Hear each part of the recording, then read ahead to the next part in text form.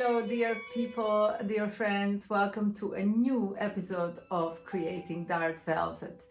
This time I have an amazing opportunity to introduce one of the composers featured on this CD, Rudolf Bruci, through an eye of his granddaughter, who is with us here, Anna Maria from Italy, all over. Thank you, Julia. Hello, everyone. Thank you very much for inviting me and for hosting me on your video and for giving me this wonderful opportunity to talk about my grandfather as a composer, as a man, and most certainly about the piece that he wrote and dedicated to you. Yes, we are going to talk about the piece called Guslarska, which means a music that is played by a guslar. Guslar is somebody that is playing gusle, and gusle is a traditional instrument typical of the Serbian culture, but also of the culture of other Balkan countries and countries in the region. A wood instrument with very simple, two strings, yes.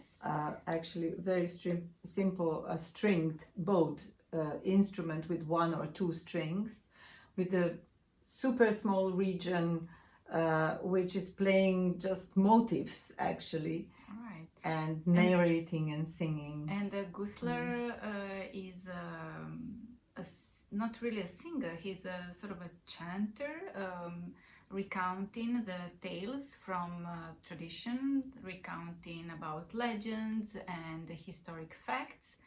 A person who preserves the heritage and the history of a nation, of a people. So they are very important for the... It was a history book for people who couldn't read yet. Right. Actually, right? Well Isn't said. it? Well Yeah. said. Yeah. And so, how did you come about the how piece I came and- across? Yeah. Well, it's a very peculiar story because back in '93 I played my final exam at the conservatory in Novi Sad, where I used to study, and it was a solo concert open for audience as well, and Mr. Bruci was one of the audience members. And at that occasion, I played the monologue of my father, which was written for me for that.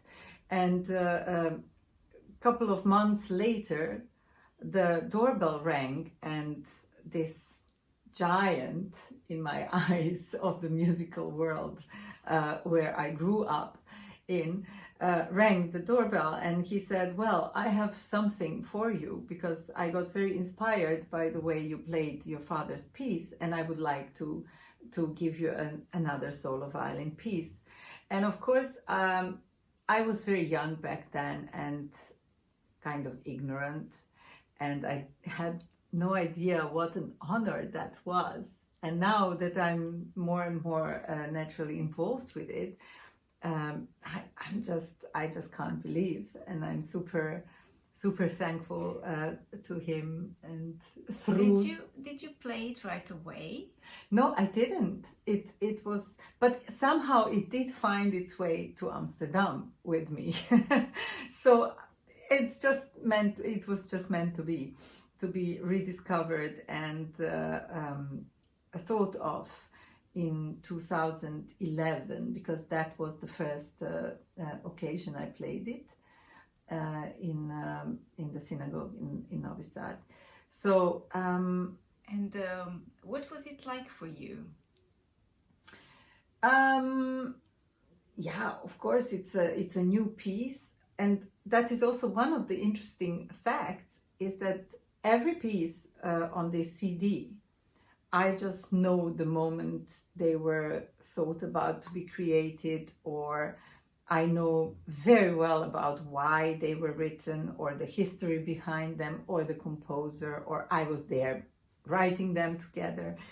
But this one is really like I have to go on a quest to understand myself why it is a piece for me. So how I felt when I played it the first time. I felt very warm, because the beginning, which is really the Gusle and the Guslarska motif, is such a like dawning of the day, and is starting, and I see there this lonely man that tells to the nature or to universe or to space something. It's a wonderful picture. Yeah, right? It is as if you painted a picture with Yes, music. yes. And probably you hear now below us the piece being played, and yes, so that is already like a hope, and the sun is coming up, and then there comes also a motif with scales, which is like snaking into it, because it's a very fragmented piece as well. It has certain elements that like also and different moments, correct? yes, and they like start to interwove with each other, and to like in a parallel universe happen, and while you are in one very melodic state, you also go into a little element of something scherzando or scherzo, or so it's a very complex and beautiful piece, and I'm really enjoying playing. You mentioned scales. Yes. What is is there anything specific? Is it a scale that is... Well, I believe that among other exotic and folkloric scales typical for our region where we come from, the Balkans and ex-Yugoslavia as whole back then, I believe that one of those scales might be also Istarska, because there is this augmented second, a minor third, and then an augmented second. I'm not a musicologist, so I can't tell you much more about it, but it is a very exciting scale as well. But you tell me, what is it all about? It is both things you mentioned are quite characteristics for my grandfather's compositions. He often and very fondly drew from the tradition of the Balkan region, the music tradition, and from its history, from the cultural heritage. So on the one hand, this figure of the Guslar, on the other, the various exotic or traditional scales, the element of rhythm, very important, and all this he tries to blend together and creates something significant. And I believe that one of the words that could describe this, the Guslarska, is also impactful. It does leave it does impact the viewer, the listener, and it is also these elements can be found, as I said, in other of his compositions. As for example, the typical example is Symphony Lesta, with which he won the Grand Prix award of the Queen Elisabeth Competition for composers in 1965. Yes, of course. And he was also the grandmaster of the musical life in Novi Sad. He has been a founding father of the musical school, a director and the founder of the theater in Novi Sad with the ballet and opera, and of course one of the founding fathers of the Academy of Arts in Novi Sad as well.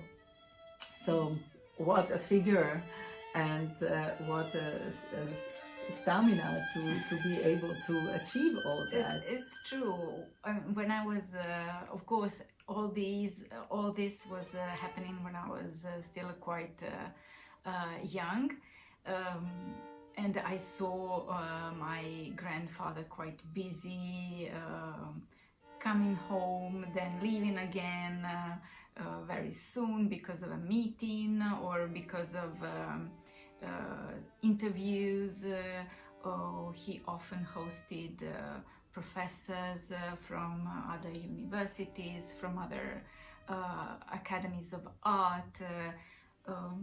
My grandparents had guests from all over the world, but most of all, what I enjoyed was the contact with music. Music was always there. Yes, you are you are not a musician yourself, no, but no. when I talk to you about music, I mean, I sometimes go like, because you really enjoy so much and you are so interested and open for and curious to see as much as possible of the musical world around you. It's And true, so and great. yet I'm not that familiar, strangely enough, with the music of my grandfather. So for me, talking to you about the Guslarska and about other pieces is as if we were rediscovering my grandfather all over again, and that is such a privilege and such a joy that I'm truly happy to be here with you and to talk about Yes, of course. this piece and my grandfather in general. Yeah, that's a wonderful opportunity also for me to dig the layers under this piece as well. But if you could use like one word to describe your relationship with Rudolf Bruci, what would that be? Were you his favorite granddaughter? Tenderness. Because that's how I picture it. Tenderness. Tenderness. Yes. He was a wonderful grandfather. Super kind and thoughtful and warm. He was strict, but when we grew older, my brother and I, otherwise no, he was really amazing, and he gave us opportunities to see different things, to learn so much. To get educated through experience, exactly. Isn't it? And he also, as you grow up and mature, thinking back, it is an example of discipline and creativity. So yes, one doesn't go without another, isn't it? That's a great final thought, I think, for this video. Thank you, Anna Maria, so much. Can't wait for you to come back, and yeah, for you, listeners, I hope that we have triggered a little curiosity about this piece and this project, and that you will stay in tune and show us a thumb up if you liked this video and subscribe to this channel. And listen to music. Absolutely, never stop listening to music. Stay well and till the next time. Bye. Bye bye.